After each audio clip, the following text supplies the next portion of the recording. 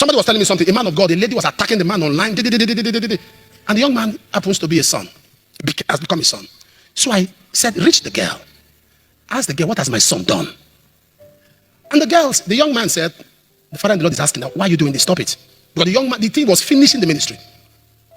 So the lady said, I'm only opening up because I have been to that man's church, the person you call his father, and he has something called Jehovah the doctor. And we registered without paying. See, that was the respect I have from him. He said, that's the reason I want to talk. This pastor sold oil that the mother was at the point of death. And he sold, she paid 1.2 million. And he said that the mother will not die. This one is oil of life. He said, poured it on the mother. The next day the mother died. He said, he will not let that man rest in this life. For oil. 1.2, not crude oil. Oh. Not crude oil. How do you sleep at night? How do you sleep? How do you sleep?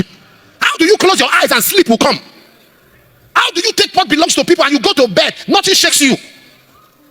You saw death on somebody's jeep. Death. So if you saw the jeep to you, are you the one that is good to die?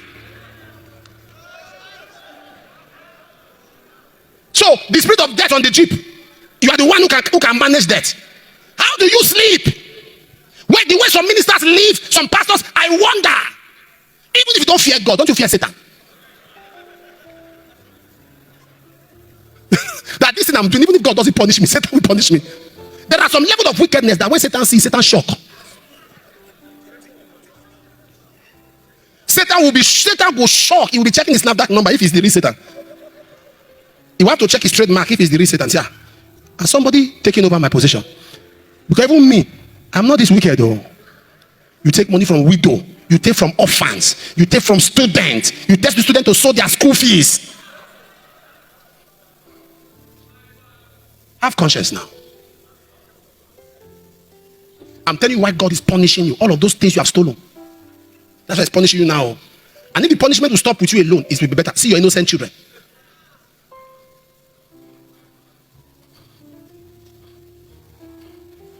Am I communicating here? Okay. There's more money in business than church. Oh. My boy does business.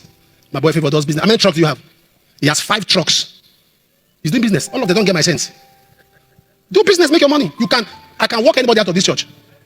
With your money, I will walk you out. No. You are careful what to say because you are looking at somebody's hand. You are defining your message. Then one rascal is almost taking over the entire work. Messing up young girls in church because he has money. Even entering into married women. And you permit such nonsense because if you rebuke him too much, to hell with him. Get out. Get out of the church. Keep your money, perish with you. There was a particular young man. I don't know what he did, how he does it among my protocol. Without appointment, that guy must enter my office every Sunday. And he's coming with bags. Without appointment, this guy will just land. I said, but I didn't give you an appointment. He said, Daddy, we know our way. The least that guy will bring on a Sunday is 10 million in foreign currencies. So when they came with me, I said, hold it. If I see you in this office again without an appointment, you'll be in trouble. Get out. I said, go and get an appointment. People were there. He brought out the money, $20,000 into 2 bundles. He dropped it. I said, put it back and leave. There were poor people in that office. It took them 3 weeks to get the appointment. There were stranded people. It took them 2 months to get that appointment. They drove through bad roads just to get that appointment. Because they don't have money. Then you that have money can pounce it. Let me tell them that even if they don't have money, there is something they have that you don't have. Get out. Guess what? He started collecting appointment. He said, my father, when will I come? Now you have heard what the man of God have said. Selling the oil for 1.2 million naira was a very big and heavy money to sell the oil. Now imagine if the family were poor, they were struggling to raise that kind of money, and that money was sold at that rate, and at the end they borrow money to come and buy the oil from the man of God, and at the end the oil did not work according to what the man of God was. That after getting the oil, that the girl happened to lose his mom. Now, if you understand now, for them to raise that kind of 1.2 million to come and buy that oil, they have believed that the miracles or the signs and wonders work in that oil. And if the thing did not work the way they believe it, it become a problem to the man of God and to the person who happened to sell the oil to them. Now, the man of God have ordered for the oil 1.2 million naira, which is too much.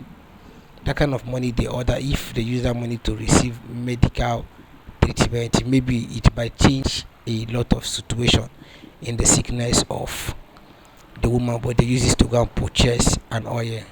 Now, Apostle Johnson Suleiman interfering in the case was because he was a father of faith, and the guy have so much respect for him to stop when Apostle Johnson Suleiman called for the incident.